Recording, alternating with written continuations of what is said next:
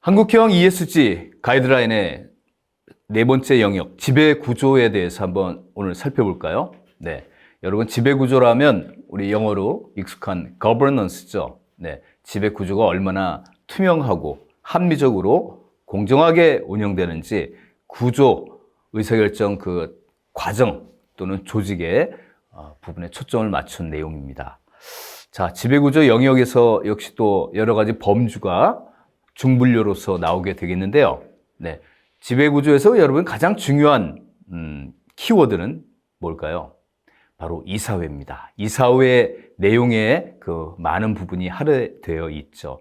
네. 이사회가 얼마나 투명하고 공정하고 합리적으로 운영되는지 또는 그 조직 자체 구성 체계가 어떻게 되어 있는지 네, 그 부분에 한번 집중적으로 한번 살펴볼까 합니다.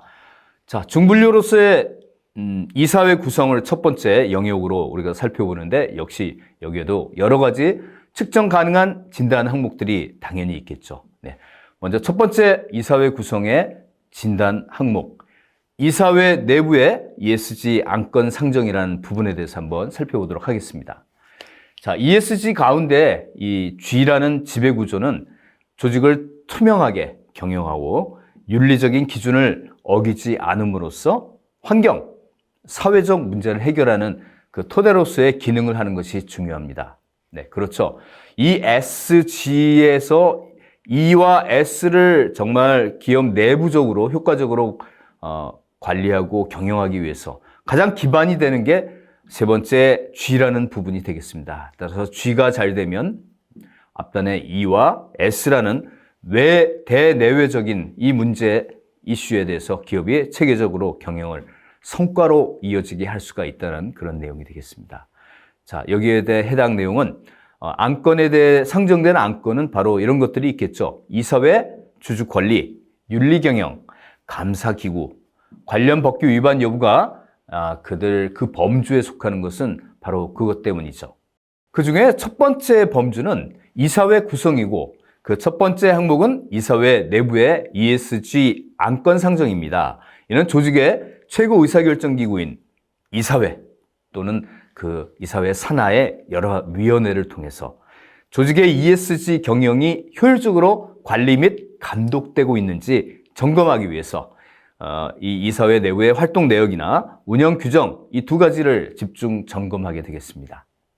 조직은 ESG 안건을 위해 이사회 산하에 ESG 위원회를 설립할 수 있으나 이사회 또는 기존의 산하에 있는 그 위원회, 즉 사회책임위원회, 투명경영위원회, 거버넌스위원회, 경영위원회, 감사위원회 등을 통해서 이 다양한 산하에 있는 위원회를 통해서도 ESG 안건을 다룰 수 있다는 거 꼭 명심하시길 바랍니다.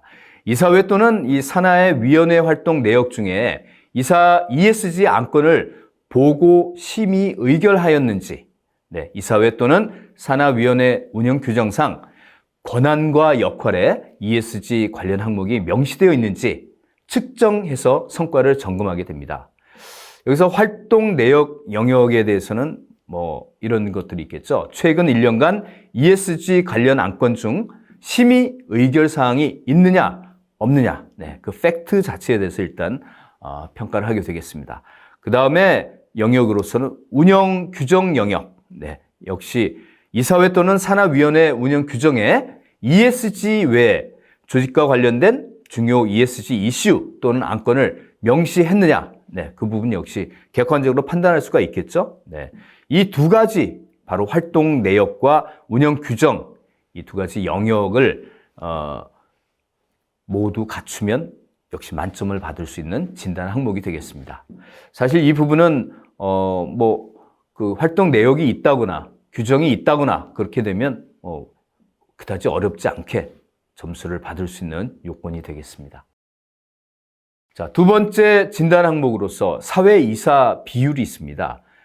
사회이사 비율, 네, 이사회라는 조직이 있다면 이 이사회가 조직의 경영 활동에 대한 감독과 견제 기능을 효과적으로 수행하면서 경영진이 합리적이고 객관적인 의사결정을 내릴 수 있도록 재현을 하기 위해서 필요한 게 바로 이 사회이사의 독립성이 확보되어야 한다는 점이죠.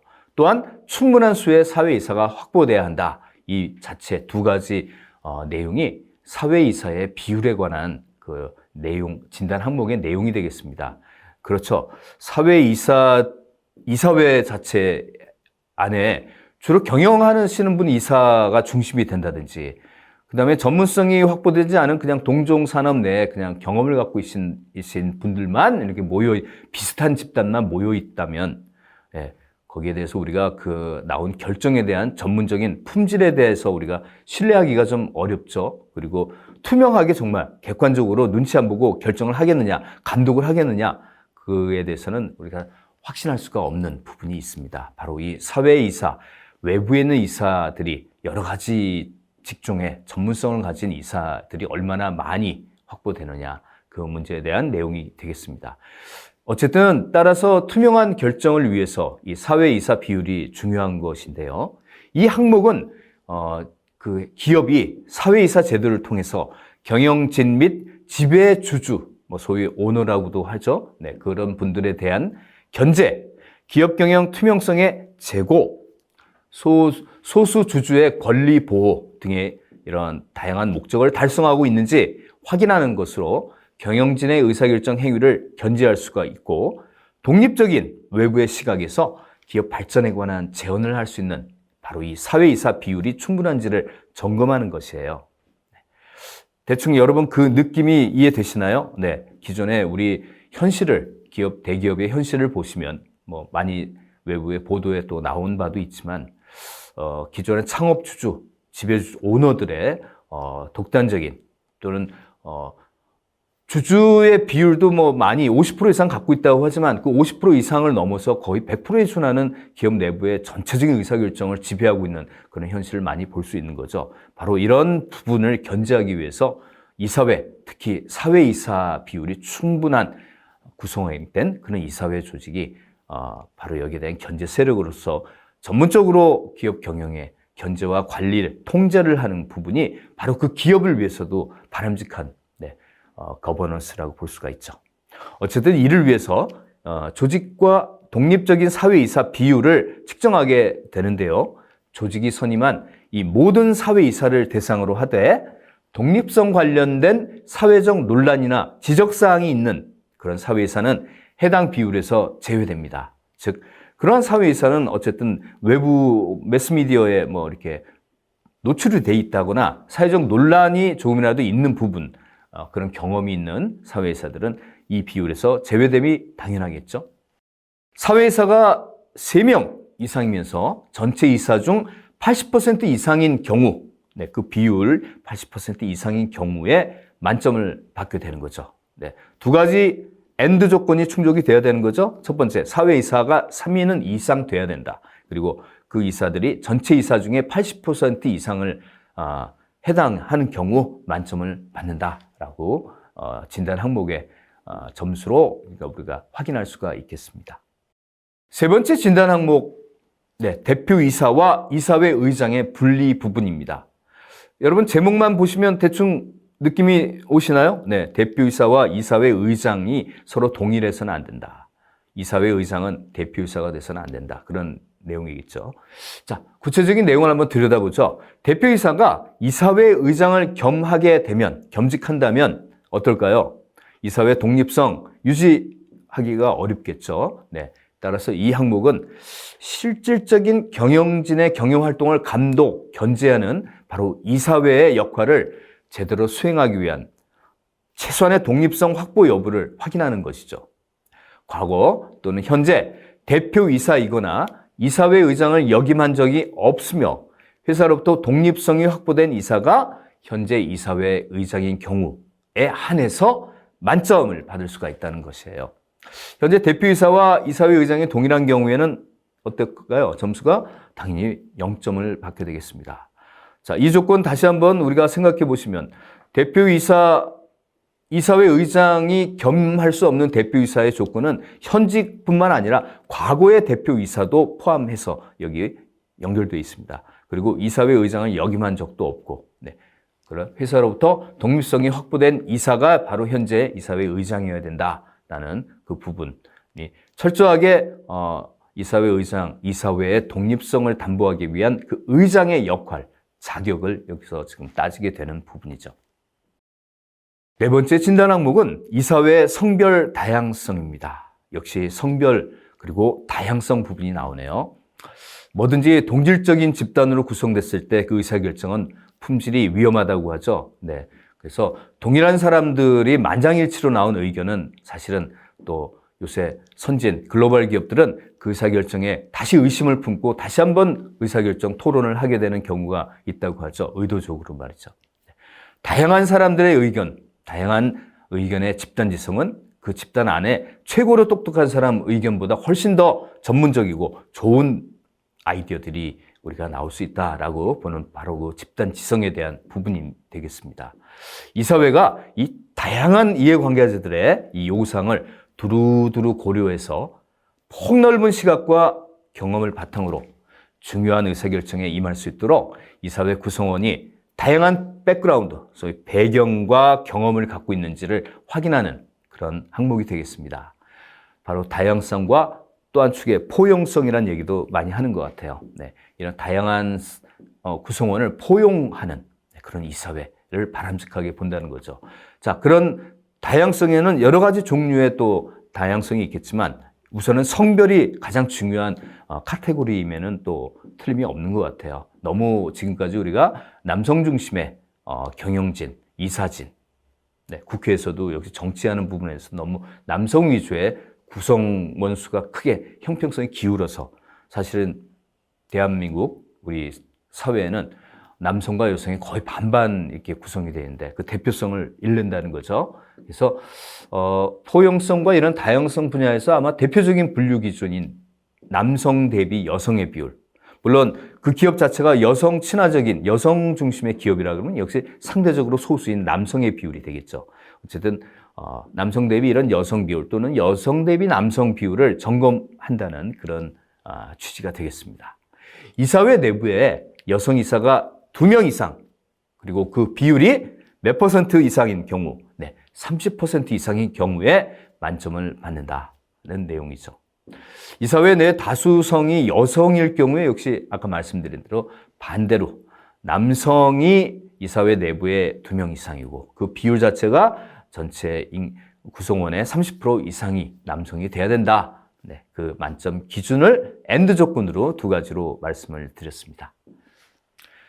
5번째 사회이사 전문성. 역시 이사회 제도, 이사회가 굉장히 중요한 영역이다 보니까 진단 항목도 굉장히 많이 나오고 있네요. 네.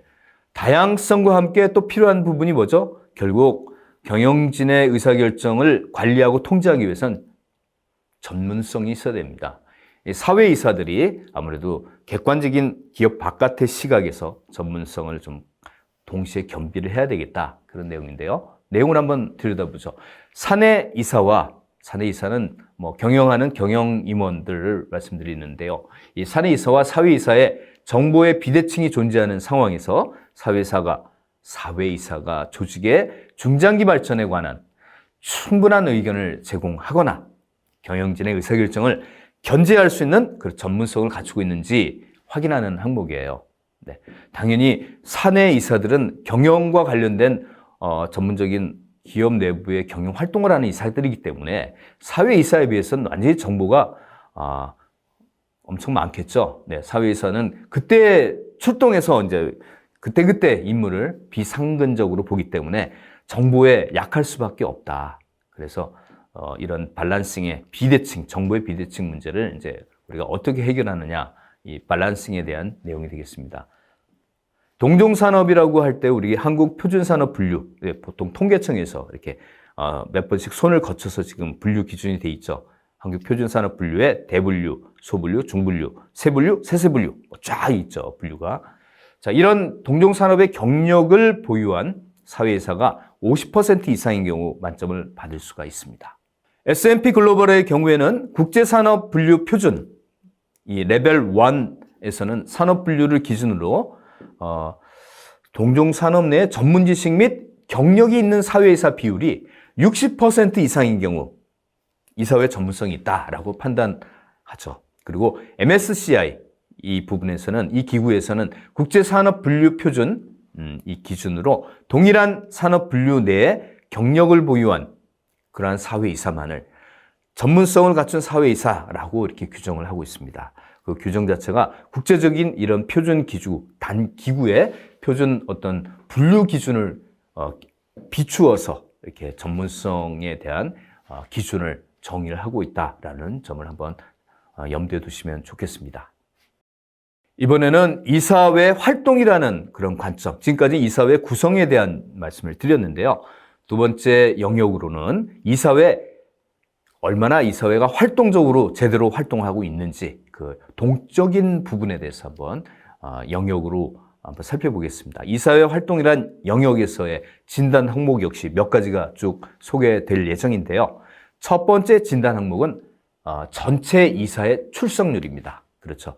기본적으로 이제 활동에 대한 걸 측정하려면 출석이 일단 돼야 되겠죠. 회사에 나와야 된다는 얘기죠. 이사회 활동을 위해서 회사의 활동을 이제 해야 되려면 출석이 돼야 된다. 그래서 조직의 최고 의사결정 기구인 바로 이사회, 지금 계속 말씀드린 이사회가 기업의 최고 의사결정 기구라는 얘기죠. 이 이사회가 하는 역할은 검토, 심의, 의결의 어떤 순차적인 이런 기능을 효과적으로 수행을 해야 되겠는데, 이를 위해선 이사회 구성원의 적극적인 참여가 중요하다. 그런 얘기입니다. 참여.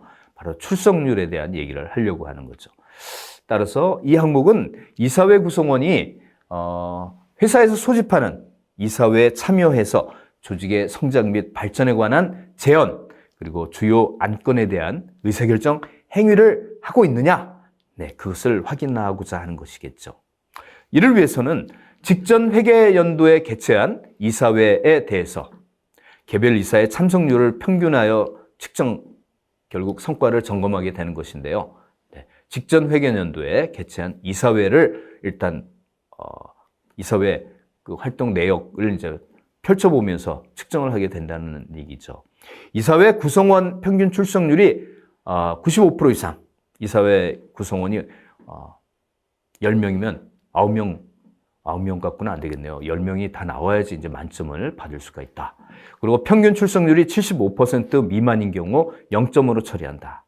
평균 출석률이 95% 이상 돼야 된다는 것은 그만큼 엄격하게 구성원 자체가 사실상 거의 모두 참여해야 된다는 출석률, 굉장히 엄격한 기준을 적용하겠다는 게 바로 지금 이사회 자체가 제대로 현실적으로 정말 실행이 되지 않는 그런 현실을 많이 반영하고 있다라고 보실 수가 있습니다. 자, 이사회 활동에 대한 두 번째 진단 항목은 뭘까요? 두 번째는 사내 이사의 출석률입니다. 좀 전에는 사회 이사의 출석률을 말씀드렸는데요.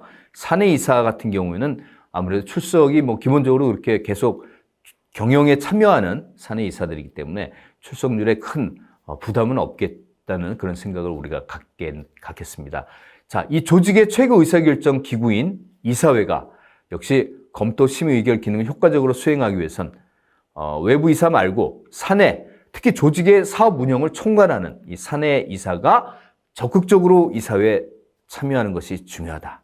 역시 정보력도 많고 그 정보를 바탕으로 또 회사의 그동안의 경영 활동을 있는 그대로 사회이사에게 또는 전체 이사회에 보고를 하기 위해서 정보를 공유해 주기 위해선 사내이사 역시 적극적으로 이사회에 참여해야 되겠죠. 이 항목은 이사회 구성원 중 전체 사내이사 출석률이 일정 수준 이상인지를 점검한다는 그런 의미를 담고 있습니다. 역시 사회이사 앞에 말씀드린 출석률과 동일합니다.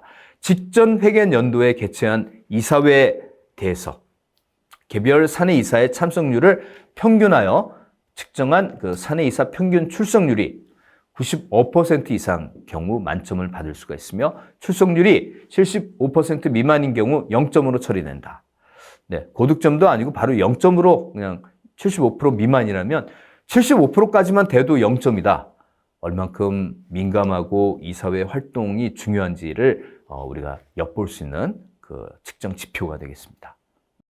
이사회 활동에 대한 영역에서 세 번째 측정 항목은 바로 이사회 산하의 위원회입니다. 이사회에도 그 밑에 여러 가지 위원회들이 있겠죠. 네, 그런 위원회들이 이사회를 뒷받침하기 위한 각 기능별 위원회가 이제 있을 수 있겠는데요. 이사회가 효율적으로 운영될 수 있도록 이사회의 권한 및 역할의 일부를 이 산하위원회에 위임하고 있는지, 각 소위원회는 위임받은 권한과 역할에 대해서 전문적인 시각으로 검토하고 있는지를 확인하는 그런 항목이 되겠습니다. 이사회 아래 여러 위원회가 있지만 이게 형식적으로만 이렇게 외부에 보이기 위해서 그냥 형식적으로 전문성을 워싱하기 위해서, 홍보하기 위해서 이렇게 설치되어 있는 건 아닌지, 정말 이 위원회가 제대로 활동하려면 뭐가 필요하다?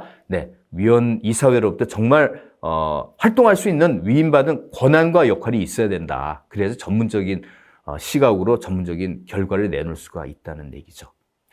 그래서 이사회 산하의 위원회가 이 5가지 지금 말씀드릴 요건에 따라서 체계적이고 효과적으로 운영되고 있는지 그것을 점검하겠다는 거예요. 그러면 5가지 요건 한번 말씀드려 볼까요? 위원회 운영 규정 도입. 그렇죠.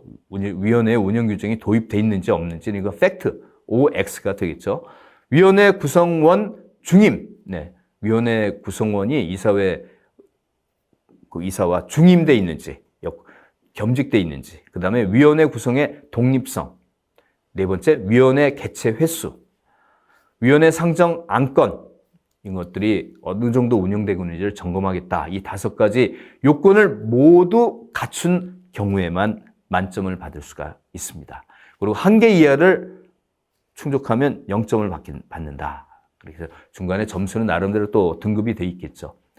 어쨌든 이 이사회 산하의 위원회 실제 운영 체계도 이 5가지를 모두 충족을 하는 관점에서는 꽤 엄격한 기준으로 만점을 주겠다는 그런 의지를 보이고 있는 것 같습니다. 그만큼 이사회 자체 또 뿐만 아니라 이사회 산하의 전문위원회들도 면밀하게 그 운영이 되고 있는지를 보겠다라는, 그리고 측정을 해서 점수로 평가를 하겠다라는 의지가 담겨있는 진단 항목이 되겠습니다. 4번째 진단 항목. 무엇의 진단 항목이죠? 지금 쭉 말씀드리는 게 이사회 역동적인 그 활동에 대한 진단 항목 4번째는 바로 이사회 안건 처리입니다. 이사회 안건이 처리되는 그 과정을 보겠다는 거예요. 자, 이사회 구성원이 이 상정된 안건에 대해서 독립적, 전문적, 다양한 시각으로 수정 및 보완 의견을 제시하고 있거나 특히 조직의 리스크가 될 수 있는 안건에 대해서는 적극적 반대 의견을 제시하는지 확인해 보겠다는 항목들이죠. 여기서 여러분이 보셔야 될 건 역시 계속 지금 나오는 중복되는 키워드를 보시면 이사회의 활동과 관련해서는 독립적, 전문적, 다양성 이 3가지 용어가 계속 나오고 있죠. 이 이사회는 객관적인 어떤 조직 틀에서 기업 내부의 경영진의 활동을 의사결정들을 점검하고 관리하고 통제하는 그런 차원에서 필요한 그런 덕목은 바로 독립성, 전문성, 다양성이라는 거. 여러분 이제 어느 정도는 딱 새겨 넣으셨을 것 같아요. 그리고 또 중요한 건 반대 의견, 반대를 위한 반대가 아닌 정말 이런 독립, 전문성, 다양성을 바탕으로 봤을 때 지금 경영하는 의사결정들이 이거는 문제가 있다라고 조금이라도 생각되는 부분은 적극적으로 반대의 표시를 해야 바로 이 이사회 기본 역할이 된다는 거죠. 눈치를 본다거나 온오해 또는 그 전에 또 이해관계가 있으면 안 되겠지만 그런 면에서 개인적으로 이해관계가 있는 어떤 의견을 적극적으로 반대 의견을 표명하지 못하는 그런 부분을 사전에 이미 앞단의 진단 항목에서 우리가 다 어느 정도는 걸러진 상태라고 보여지는데요. 어쨌든 이러한 적극적인 반대 의견도 표명할 수 있는, 그렇게 하기 위해선 이사회 심의 의결 안건 중에 원안대로 가결되지 않는 안건이나 원안에 반대한 이사, 그리고 가결되지 않거나 안건을 반대한 사유들을 집중 점검하겠죠. 그렇죠. 적극적으로 반대한 그 흔적들을 보기 위해선 바로 흔적이 남아있는 가결되지 않은 안건, 반대한 이사, 가결되지 않고 반대한 그 사유 등을 이제 어쨌든 회의록에 다 남아 있으니까요. 그런 건 이제 점검해 보면 어느 정도는 이제 판단할 수가 있습니다. 그리고 안건에 대한 수정, 보완, 반대하는 의견이 5% 이상 존재하는 경우 만점을 받을 수가 있으며 안건에 대한 수정, 보완, 반대하는 의견이 단 한 건도 없다. 그럼 0점으로 처리한다는 얘기네요. 우리가 가만히 보면 정말 완벽한 그 안건이 정말 품질이 너무 좋아서 누구도 반대를 안 할 수밖에 없는 그런 안건도 있지 않겠어요? 그런 아주 이상적인 안건도 0점으로 처리하겠다는 거예요. 그러니까 누군가는 문제 제기를 조금이라도 해야 되겠죠. 만점을 받기 위해선. 이게 체질화되면 결국 자유롭게 조금이라도 다른 의견을 제시하라는 그런 거를 지향하는, 유도하는 그런 점수 처리가 아닐까 저는 개인적으로 그렇게 생각합니다. 이런 과정에서 또 혹시 모랄 해저드가 생길 수 있을 수도 있겠죠. 네, 어쨌든 만점을 받기 위해서 반대를 위한 반대를 의도적으로 하는 그런 부분은 우리가 또 회의록에서 정확하게 또 체크를 하는 그런 시스템이 필요할 것 같습니다. 자, 이번에 영역이 바뀝니다. 네, 이사회 쪽에서 이제 주주 권리 쪽으로 넘어갑니다. 주주 쪽으로. 네, 주주에 보통 이어지는 말은 우리가 권리라는 말을 많이 써요. 특히 소액 주주 말이죠. 네, 그런 소수 주주의 권리를 보호해야 되는 차원에서 주주총회를 어떻게 소집하고 어떻게 운영하는지에 대한 여러 가지 진단 항목을 준비했는데요.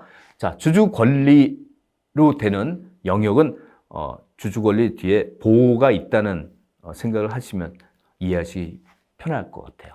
주주 권리에 있어서의 첫 번째 진단 항목, 주주총회 소집 공고에 대해서 말씀드리겠습니다. 자, 주주가 주주총회 참석 전에 충분하고 합리적 판단을 내릴 수 있도록 주주에게 주주총회 개최일자, 장소, 안건, 기타 재무상의 이러한 정보를 담은 주주총회 소집 공고를 다양한 채널로 전달하는지 확인하는 항목입니다.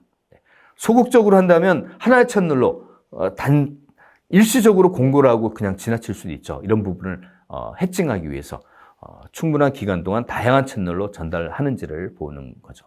자, 이를 위해서 조직이 주총 소집을 공고하는 방법을 점검하게 되는데요. 주주총회 소집 공고 방법은 주총 소집 통지서 외에 다음의 방식에 따른 지금 말씀드린 추가적인 공고가 있어야 됩니다. 어떤 거냐고요? 조직의 사업장 게시판, 조직의 온라인 홈페이지, 기업의 그 홈페이지가 있겠죠. 네. 명의계서 대행사, 일간지, 신문, 전자공시 시스템, 기타 이런 부분에 충분한 채널에 걸쳐서 적극적인 홍보 활동을 했느냐 이런 부분을 따지게 되겠습니다. 서면 또는 이러한 전자문서로 통지하는 방식 외에 4개 이상의 추가 방식을 이용하는 경우 만점을 받을 수가 있고요. 주총 소집 공고를 이 서면으로만 통지하거나 주주의 동의를 받아 전자문서로만 하는 경우 0점이 된다는 거 충분히 이해하실 겁니다. 그 취지를 말이죠. 두 번째 진단 항목, 주주총회 집중일 이외 개최. 네, 이 부분도 우리가 현실적으로 가만히 따져보면 왜 이런 부분을 체크를 하고 평가를 하는지를 이해하실 수가 있을 것 같아요. 자, 주주가 주총회 안건을 검토하고 분석하기 위한 이 충분한 시간과 여건이 확보되는 게 참 중요한데요. 이를 위해서 이제 주주총회가 정말 그렇게 개최하고 사전에 준비를 하고 있는지를 확인하는 항목이에요. 이를 위해서 이제 조직이 주주총회 개최일을 지정하는 데 있어서 주주를 포함한 주주총회 관련 내부, 외부 이해관계자의 의견 수렴 과정을 진행하고 있느냐, 그것을 한번 점검해 보겠다는 거죠.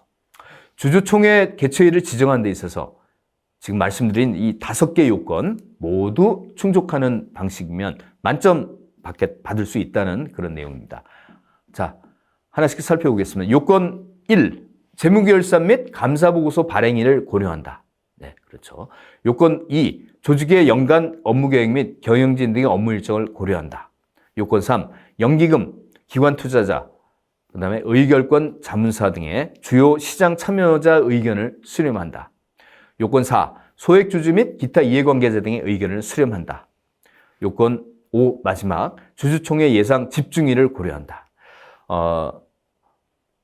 주주들이 사실은 한 기업만 투자하는 게 여러 기업에 또 걸쳐 있는 부분들이 많기 때문에 이런 부분에 있어서 보통 연초에 주주총회 한 날짜들이 기업별로 겹치는 경우 또는 한 주에 집중되어 있는 경우가 많거든요. 그렇게 되면 한 기업에 대한 그 주주 입장에서, 투자자 입장에서 한 기업에 대해서 관심을 표명할 수 있는 그 부분이 상당히 적어지기 때문에 문제가 될 수 있다는 거죠. 매주 만약에 한 충분한 다른 기업의 일정을 분산시켜 놓으면 주주 입장에선 여러 기업들을 충분히 사전에 고려해서 자신의 권리를 행사하는데 문제가 없도록 시간적인 여유를 확보할 수가 있는 그런 부분을 이제 주주총회 집중일에 이외에 분산 개최하는 방식으로 이렇게 진단 항목에도 반영을 하는 그 취지가 있다는 거죠.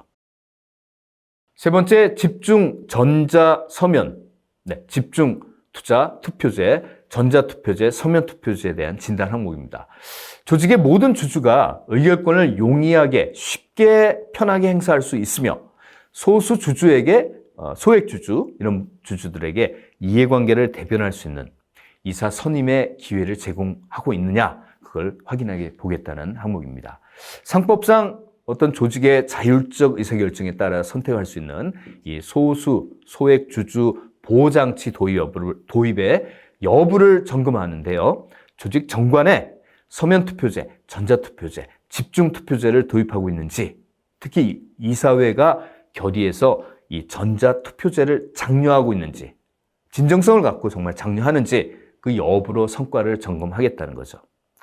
보다 사람들에게 주주들에게 널리 정보를 정확하게 제대로 전달하고자 하는 여러 가지 장치를 지금 말씀드리고 있는 거예요. 여기서 집중투표제라는 것은 집중투표제 말씀이죠. 소액 주주권 보호와 기업의 지배구조 개선을 위한 제도가 바로 이런 집중투표제와 관련된 제도인데요. 2명 이상의 이사를 선임할 때 주당 이사수와 동일한 수의 의결권을 부여하는 것이며 보통 누적투표제라고 합니다. 그래서 정관에 집중투표제와 이러한 서면투표제를 분명히 명시하고 전자투표제를 정관에 명시하거나 이사회 결의로 도입하고 있으면 만점을 받을 수가 있습니다. 그중에 일부만 도입한다. 그에 상응하는 점수를 받을 수가 있습니다. 네 번째는 배당 정책 및 이행에 대한 진단 항목이 되겠습니다.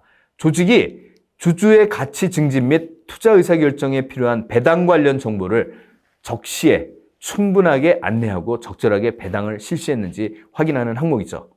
지금 말씀드린 여러 가지 절차와 관련된 부분이 구성 요소가 있는 거죠. 배당 관련 정보를 적시에 정확한 그 타이밍에 그리고 충분하게 안내를 하고 그 다음에 배당금 자체도 적절하게 배당을 실시했는지 그 부분을 확인하는 항목이 되겠습니다. 주주에게 배당 정책 및 배당 계획을 충실히 통지함과 동시에 배당 정책 및 배당 계획에 따라 실제 배당을 진행했는지를 점검하겠다는 거죠. 보통 배당금은 통지를 하게 되면 실제 배당은 진행되는 거니까 뭐 큰 문제는 없겠지만 주주에게 이 배당 정책 및 배당 계획을 연 1회 이상 통지하였으며 배당 정책 및 배당 계획대로 배당을 집행한 경우 만점을 받을 수가 있겠습니다. 배당금도 실제 집행을 하고요. 통지도 그 전에 통지도 충분히 연 1회 이상은 해야 된다라는 이 부분 같이 연동돼서 만점에 대한 평가를 부여받게 되겠습니다. 그 다음 주주총회에서 다시 영역이 넘어갑니다. 네 번째는 윤리경영이라는 영역에 대한 이 전체적인 지배구조의 범주에서 살펴보겠습니다. 윤리경영이라는 영역에서의 첫 번째 진단 항목은 윤리규범 위반사항 공시입니다. 윤리경영이란 여러분 어떻게 개념을 잡고 계시나요? 윤리경영 많이들 얘기하죠. 조직 경영에 기업 경영에 있어서 기업의 윤리를 기본적인 가치로 생각해서 투명, 공정, 합리적인 그런 업무 수행을 추구하는 경영 방식을 윤리 경영이라고 하죠. 사실 액자 속에 있는 이 단어 우리가 그렇게 심각하게 생각하는 경우는 그렇게 많지는 않은데요. 지금 갈수록 윤리적인 경영에서 위배되는 그래서 매스컴에 많이들 부정적으로 나타나는 기사들이 바로 이 윤리 경영을 액자에서 꺼내서 실제 기업 임직원들의 마음속에 실행의 지표로 실천에 옮겨지는 그런 경영을 해야 된다라는 그런 얘기들을 지금 많이 하고 있죠. 여기서 기업의 윤리 규범이란 뭘까요? 윤리 규범이란 윤리 경영을 실천하기 위한 기업엔 역시 의사결정들이 많이 연속되는 의사결정이 업무의 또 일환이게 되겠죠. 이러한 윤리경영 실천을 위한 올바른 의사결정과 윤리적 판단 기준을 구성원에게 제공하는 것이 바로 윤리규범입니다. 그래서 조직에 속한 이 구성원 및 해당 조직과 거래 관계에 있는 자들이, 그런 사람들이 업무 수행 과정에서 준수해야 되는, 따라야 되는 행동 방식이 담겨 있는 이 문서를 보통 좀 더 구체적으로 윤리규범이라고도 하죠. 윤리규범 강령 이런 얘기도 하지만, 윤리규범 하면 우리가 실제 실행의 지침이 되기 위해서 그런 내용들이 담겨 있는 문서라는 단위로 또 얘기하기도 합니다. 윤리규범 문서로 이제 생각하시면 되고요. 그래서 윤리헌장, 윤리강령 등의 다양한 용어가 존재하는 거죠. 네, 행동 방식이라는 거예요. 문서를 지칭하는 문서상에 있는 제목으로 보면 윤리헌장, 윤리강령 이런 표현을 많이 담고 있습니다. 자, 이 항목은 조직이 구성원의 윤리규범 위반 행위, 그러니까 즉 부당한 이익이나 뇌물의 수수, 불공정 경쟁 및 거래, 제품 서비스 책임 소홀, 구성원 상호 간 모독 및 비하, 기타 사회적 책임, 이런 전반적인 위반 행위, 네, 이런 거에 관리, 이런 행위를 관리 감독함과 동시에 구성원의 윤리규범 위반 행위가 재발되지 않도록 내부적인 개선이 이루어지고 있는지 확인하는 것이에요. 네. 이어서 또 우리가 새롭게 주목할 부분은, 한 번 실수는 일어날 수 있겠죠. 위반 행위는 아는데 그게 재발되지 않는 부분으로 뭔가 조치가 어떤 매뉴얼이 규범적으로 제도화되고 있는지, 네, 그 부분이 사실은 더 중요하다고 봅니다. 워낙 지금 불확실한 요소가 많기 때문에 위반 행위가 자의적 또는 무의식 중에 일어날 수 있는 부분도 충분히 있다 그러면 더 중요한 건 다시 재발하지 않는 조치. 이게 매우 중요한 부분인 것 같습니다. 그럼 이를 위해서 이제 해야 될 것은 바로 이런 거죠. 이해관계자와의 신뢰성 그리고 투명성의 관점을 고려해서 조직이 윤리규범 위반 행위와 개선 활동을 대외 공시하고 있는지를 점검한다는 거죠. 이러한 활동들에 대한 대외 공시를 하는 기업과 안 하는 기업, 그런 상황과 안 하는 상황은 굉장히 다릅니다. 일단 대외 공시를 한다 그러면 대외적으로도 이해관계자에게 투명하게 정보를 제공하는 측면도 있지만, 대외 공시라면 일단 내부에 있는 우리 직원들 자체가 더욱더 중시하게 돼서 이거를 최소한 또 재발하지 않는데 각별의 노력을 더 하게 되게 기반이 된다는 거죠. 조직이 직전 회계연도에 발생한 윤리규범 위반 건수, 그리고 관련 구성원 수, 그 윤리규범에 위반된 구성원 수, 윤리규범 위반 내용, 위반에 따른 처벌 및 관련 구성원 처분, 재발 방지를 위한 개선 활동, 이 모든 것을 공시하고 있으면 만점을 받을 수가 있다. 네. 여기서 중요한 건 위반을 줄이자는 것보다도 공시를 하고 있다는 거, 네, 공시만 한 것 자체도 굉장히 중요하다는 의미입니다. 기존에 우리 기업의 상황을 보면 위반 행위가 일어나도 내부에서 쉬쉬하고 덮고, 네, 처벌도 흐지부지하고 이런 거 많잖아요. 이런 사실을 대외적으로 공시한다면 허투루 그냥 덮지는 않겠다라는 의미를 새기면서 여기서 공시 차원에서 만점을 부여하는, 네, 그런 제도를 이제 지표화하고 있는 것 같습니다. 이제 감사기구라는 새로운 영역으로 넘어갑니다. 범주입니다. 감사기구라는 범주에서 진단 항목 몇 가지만 살펴보고 이제 마치도록 하겠습니다. 자, 내부 감사부서 설치라는 진단 항목이 있네요. 조직 규모가 아무래도 커지면 말이죠. 내부 통제의 일환으로 이 내부 감사부서를 설치해야 됩니다. 이 항목은 조직의 재무회계, 감사 관련 부정사안, 그리고 기타 내부 통제 관련 현안 등을 상시적으로 점검하고 중요한 의사결정 사항 및 관련 정보를 감사위원회, 바로 이 감사위원회 보고하는 거버넌스 체계가 구축되어 있는지를 확인해 보겠다는 거예요.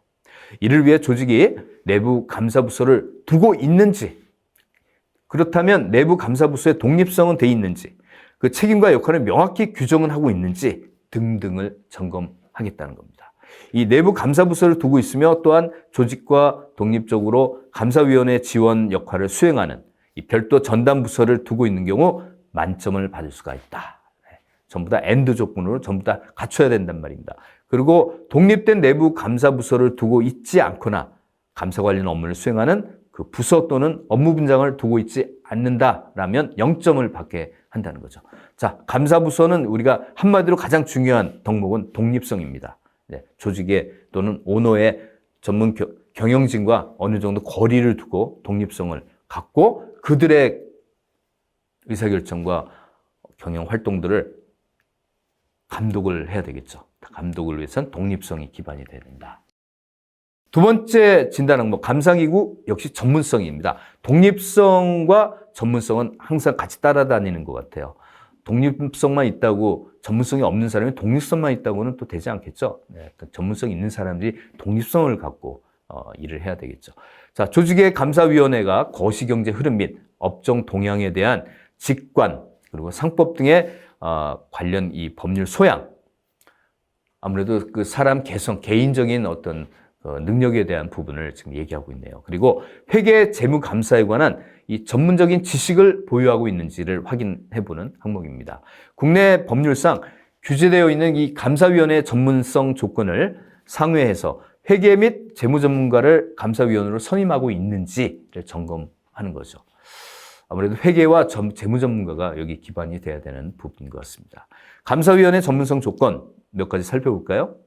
공인회계사 자격을 취득한 후 그 자격과 관련된 업무에 5년 이상 종사한 경력이 있는 사람, 그리고 재무 또는 이 회계 분야에 석사 이상 학위가 있는 사람으로서 해당 학위 취득 후에 연구기관이나 대학에서 재무 또는 회계 관련 분야의 연구원 또는 조교수 이상의 직에 5년 이상 근무한 경력이 있는 사람, 주권 상장 법인에서 재무 또는 회계 관련 업무에 임원으로서 5년 이상 또는 임직원으로서는 10년 이상 근무한 경력이 있는 사람 등의 조건이 이렇게 뒤따르고 있습니다. 감사위원회 회계 및 재무 전문가가 1명 이상 선임되어 있으며 전체 감사위원 중 50%를 초과한 경우 만점을 받을 수가 있습니다. 그 다음 마지막 지배구조 법규제 위반에 대한 범주 관련된 진단 항목. 첫 번째, 지배구조 법규제 위반입니다. 이 항목은 조직이 주주 권리의 보호, 이사회 및 경영진 등의 최고 거버넌스 운영, 상호 출자 등의 소유 구조, 특수관계인 거래 등과 관련된 이 법 규제를 명확하게 인식하고 이 지배구조 리스크를 하기 위한 제도 및 활동을 도입하고 있는지를 확인하는 부분이죠. 사실 종래 우리 소위 재벌이라고 하는 대기업 집단 이 부분에서 많이 횡행한 부정적으로 사회적으로 노출된 그런 사건들이 바로 여기에 해당되는 부분이죠. 이 성과 점검 기준을 몇 가지 유형별로 말씀드리면 유형 첫 번째, 지난 5년간 지배구조의 법 규제 위반 내역 중에 처분이 확정된 건수에 대해서 지배구조 법 규제 위반의 처벌 수위가 사법상 형벌, 벌금, 과료인 경우 또는 국가나 지자체를 당사자로 하는 계약에서 입찰 참가 자격을 제한당한 경우가 해당되겠습니다. 유형 두 번째, 처벌 수위가 행정상 처분 중에 금전적 처분에 해당되는 비교적 상대적 좀 가벼운 과태료, 과징금, 이행 강제금 등인 경우 유형 두 번째가 되겠고요. 유형 세 번째는 처벌 수위가 행정상 처분 중에 비금전적 처분에 해당되는 시정명령, 시정권고, 경고 등인 경우 좀 더 아주 가벼운 그런 유형이네요. 어쨌든 지금까지 말씀드린 걸 토대로 감점 사항이 없을 경우 본 항목의 점수는 100점으로 한다. 지금 유형 세 가지에 전부 다 해당 사항이 없다. 만점으로 하고요. 최저점은 0점으로 제한한다. 라고 말씀드렸습니다.